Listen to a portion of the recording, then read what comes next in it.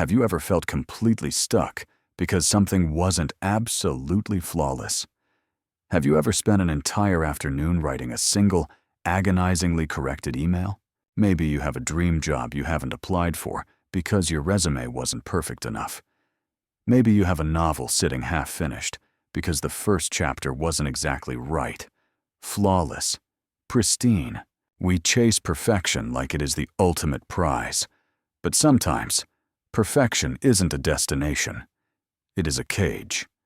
It is a subtle form of fear, dressed up in the elegant robes of high standards. Today, we are talking about the lesson of the potter and why the search for flawless work can quietly kill your potential. While we listen to the story, we will also learn some new words about letting go and truly living. His name was Ethan. He was 25 years old and had hands gifted by the gods. Ethan lived just outside the city of Santa Fe, New Mexico, where the desert sun bakes the earth into the rich clay he loved so much. He rented a small, dusty workshop, and above the door, a faded sign announced his business, the Clay Dreamer. Ethan was, by all measures, a genius with the wheel. He could center a dense lump of clay with the casual ease of tying a shoelace. His intent was always to create masterpieces, artifacts that would one day sit behind velvet ropes in a museum, admired for their structural perfection and glorious glaze. But there was a severe problem with Ethan's artistic genius. He never finished anything. His workshop floor was not covered in finished pots awaiting sale. It was covered in shards, thousands of pieces of broken clay, the casualties of an impossible war against microscopic imperfections. If the neck of a vase was a fraction of a millimeter too wide, he smashed it. If the bowl of a mug wasn't perfectly symmetrical, he ran a wire through it, slicing the piece in half before the clay could even dry. Ethan often worked 12 hours a day, fueled by cheap coffee and the desperate desire for the 100th piece, the perfect piece. But because he destroyed 99 out of every 100 pieces, he never developed the inventory needed to make a living. He was constantly stressed, constantly broke, and constantly judging his magnificent talent against the ghost of an impossible ideal. One evening, disheartened after destroying a beautiful urn because the lip had cracked slightly during the first firing, Ethan wandered away from his quiet, failing shop. He walked 2 miles down the road until he reached a part of town buzzing with commerce and color. There, nestled amongst vibrant art stalls, was a different kind of pottery studio. It was noisy, messy, and smelled beautifully of wood smoke and earth. This was the shop of Mr. Silas. Mr. Silas was an older man, maybe 70, whose hands were permanently stained the reddish-brown color of iron oxide. Silas wasn't known for museum quality. He was known for being prolific. He sold 300 mugs a week. His shelves were packed, and his customers were loyal. Ethan watched Silas working. Silas pulled mugs from the kiln, stacks of them, all slightly different. Some handles were a little thick, some glazes ran a little thin, but they all looked vital. They were alive. Ethan finally mustered the courage to speak. "Mr. Silas," Ethan said, his voice hesitant, "I watch your work. It is admirable. But how do you tolerate the flaws? How do you sell a picture when the base is obviously a bit lopsided?" Silas looked up, his eyes kind, but shrewd. He saw the potential in Ethan's clean hands, but also the starvation in his posture. "Young man," Silas chuckled, wiping his brow with a forearm. "You look like you haven't sold a single pot this month. You look hungry for more than just clay." "I am hungry for excellence," Ethan corrected stiffly. "I will not compromise my artistic integrity for a few dollars. My pieces must be perfect." Silas slid off his stool and walked over to a high shelf holding a massive, ancient ledger. "Come here," he said. "Look at this." Silas opened the book. It wasn't an accounting ledger. It was a photographic journal of Silas's first year of pottery, 50 years ago. "This is pot number 1, Silas pointed to a misshapen, crude lump of clay that barely resembled a cup. "This is pot number 57. The handle is half off." He flipped the page. "And here is pot number 99. It's barely taller than a baseball." Ethan leaned closer, squinting. "They are awful, sir," Ethan admitted. "Truly dreadful." Silas nodded vigorously. "Oh, they were abominations. But look at what came next." He turned the page one last time. There was a photo of a magnificent, tall vase, beautifully proportioned, with a glaze that caught the light like polished mahogany. "Pot number 100, Silas said softly. "It sold for a lot of money back then. More money than I had ever seen." Ethan was silent for a moment. "I don't understand.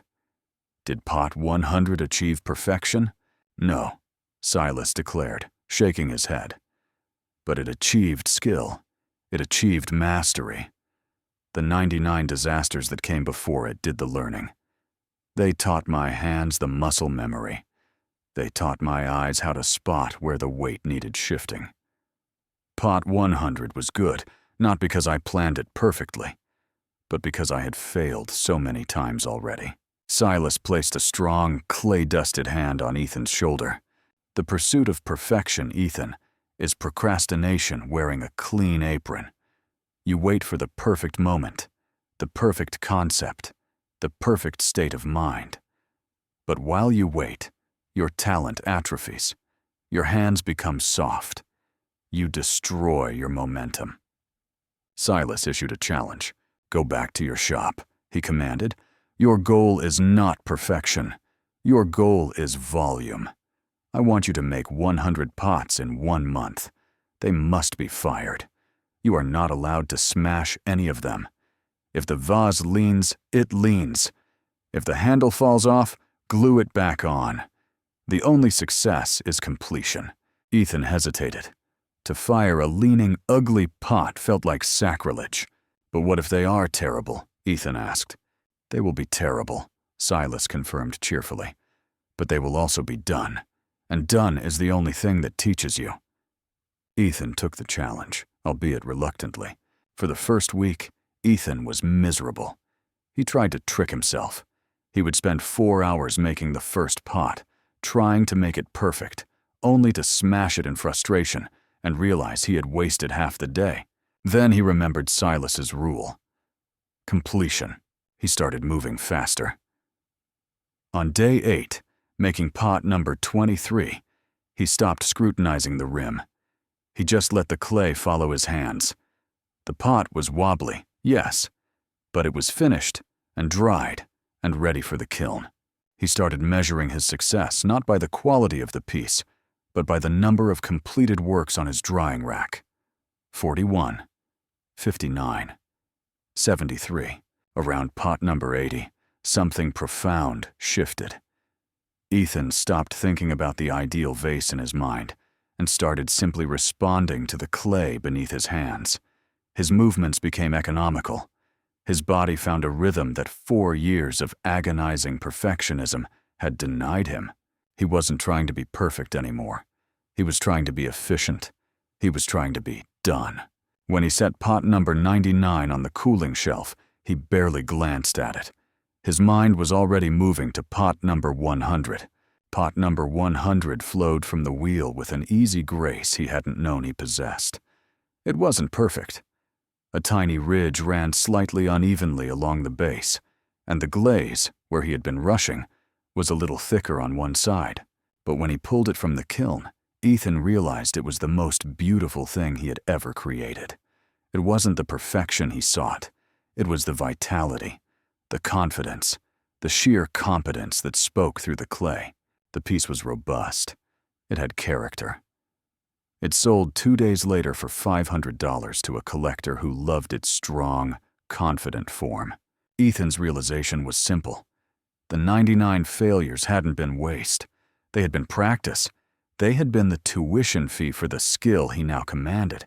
Perfectionism killed him because it forced him to stay in the theoretical realm of the perfect idea. Volume saved him because it forced him into the practical, messy reality of execution. The lesson here is clear.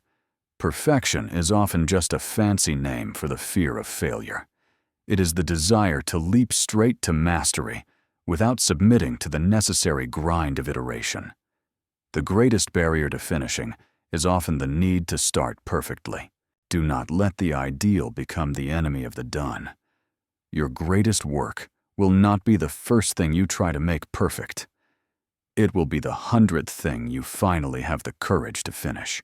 Embrace the idea of being prolific, messy, and above all, complete. Remember this quote when you feel stuck. The greatest masterpieces are often found in the courage to finish, not in the anxiety of starting flawlessly. I'll be back again with another inspiring story. Till then, be patient, be thankful, and keep moving forward in life.